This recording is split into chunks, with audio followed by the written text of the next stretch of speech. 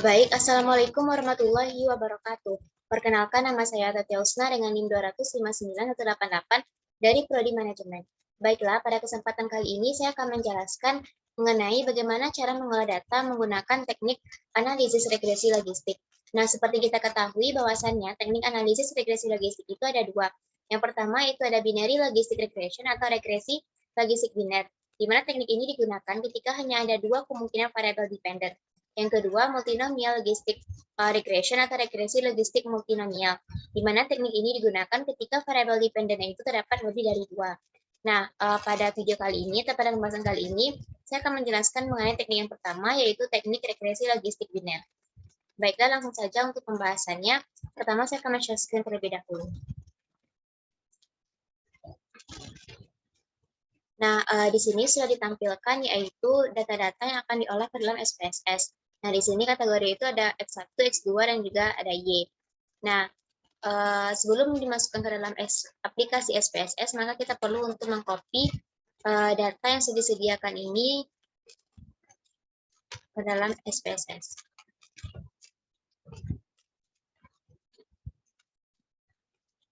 Nah, saat ini kita akan men-share screen terlebih dahulu untuk aplikasi IBM SPSS. Nah, di sini sudah ditampilkan yaitu aplikasi IBM SPSS-nya. Nah, tadi data yang sudah kita copy di Microsoft Excel tadi itu kita pastikan di aplikasi SPSS. Nah, di sini sudah ditampilkan yaitu data yang sudah dipastikan. Nah, kita masuk ke menu variable view. Nah, di variable view ini kita perlu mengganti namanya. Di sini itu ada X1, ada X2, dan juga ada Y. Nah, jika sudah, maka lanjut kita masuk kepada langkah-langkah cara dalam melakukan analisis regresi logistik biner. Baik, pertama itu kita masuk ke menu Analyze, lalu kita masuk ke menu Regression, lalu masuk kepada menu pada binary logistik. Nah, di sini sudah ditampilkan ada dependent dan juga ada covariate. Nah, untuk dependent itu kita isikan Y, masukkan ke dalam column dependent. Nah, untuk covariate itu kita masukkan X1 dan X2. Nah, setelah itu kita kita klik tombol save. Lalu di sini kita perlu mencentang yang namanya probabilities, group membership, dan juga include the covariance matrix. Di sini sudah tercentang. Kita klik continue. Nah, lanjut ke options. Nah, di options ini kita juga perlu men-checklist classification squads, Hosmer, Lemesful goodness of fit, iteration history, dan juga CI for XPB. Lalu kita klik continue. Nah, jika sudah semuanya, maka kita perlu klik OK.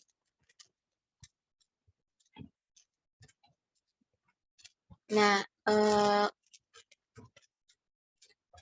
selanjutnya kita menampilkan tampilan dari hasil output analisis regresi logistik. Nah, di sini sudah ditampilkan mengenai output dari analisis regresi logistik.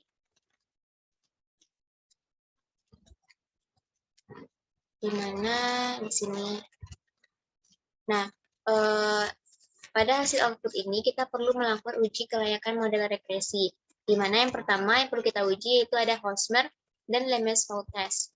Di sini kita perlu mencari Hosmer. Nah, di sini sudah ditampilkan yaitu output dari Hosmer dan juga Lemesful test.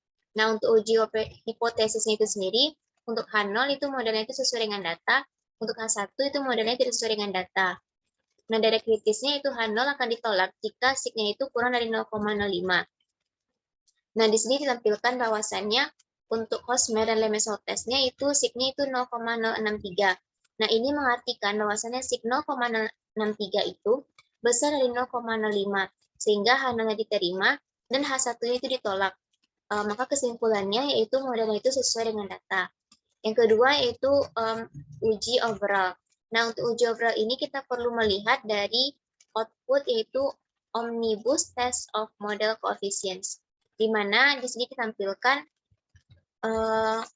untuk signya itu 0,00. Nah, untuk uji hipotesisnya itu H0-nya itu tidak ada pengaruh variabel independen terhadap variabel dependen. Untuk H1, ada pengaruh paling sedikit satu variabel independen terhadap variabel dependen. Dan untuk daerah kritisnya itu H0 akan ditolak jika signya itu kurang dari 0,05. Nah, di sini ditampilkan bahwasanya signya itu 0,000. Nah, ini mengartikan bahwasanya sig 0,00 itu kecil dari 0,05, sehingga H0-nya ditolak dan H1 itu diterima. Nah, kesimpulannya yaitu ada pengaruh paling sedikit satu variabel independen terhadap variabel dependen. Maksudnya yaitu variabel independen yang tadi itu ada X1 berpengaruh terhadap Y atau yang X2 berpengaruh terhadap Y. Nah, selanjutnya yang perlu kita uji itu ada namanya uji parsial, di mana kita melihat dari variables in the equations. Di mana untuk uji hipotesisnya, H0-nya itu konstanta atau koefisien regresinya itu tidak signifikan. Untuk H1, konstanta atau koefisien regresinya itu signifikan. Di mana daerah kritisnya itu H0 akan ditolak jika signya itu kurang dari 0,05.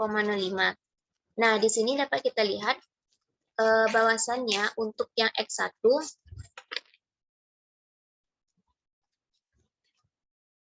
untuk yang X1 itu signya yaitu 0,030. Nah, ini mengartikan bahwasanya sig 0,030 itu besar dari 0,05, sehingga kesimpulannya tidak berpengaruh signifikan. Nah, untuk X2, yaitu signya itu 0,293.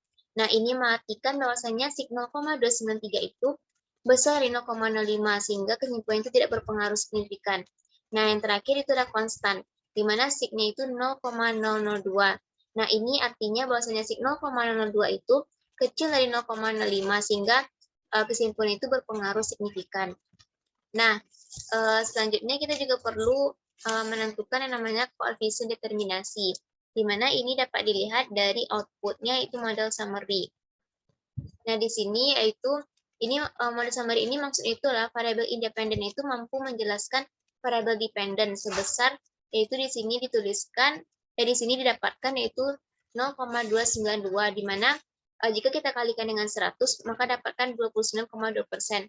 Maka variabel independen itu mampu menjelaskan variabel dependen sebesar 29,2%.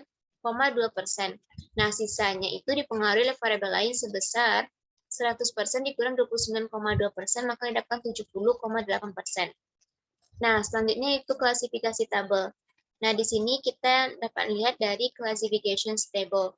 Nah, presentasi untuk ketepatan prediksi Y itu secara keseluruhan itu di sini yaitu sebesar 73,7. Nah, jika dikali 100 maka didapatkan 7,37%. Nah, di mana presentasi Y yang 0,0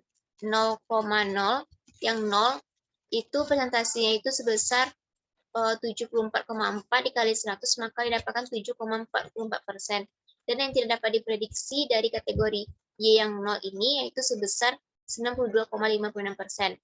Nah, sedangkan presentasi untuk Y yang itu 1 itu sebesar 73%, di mana yang tidak dapat diprediksi itu sebesar 27%.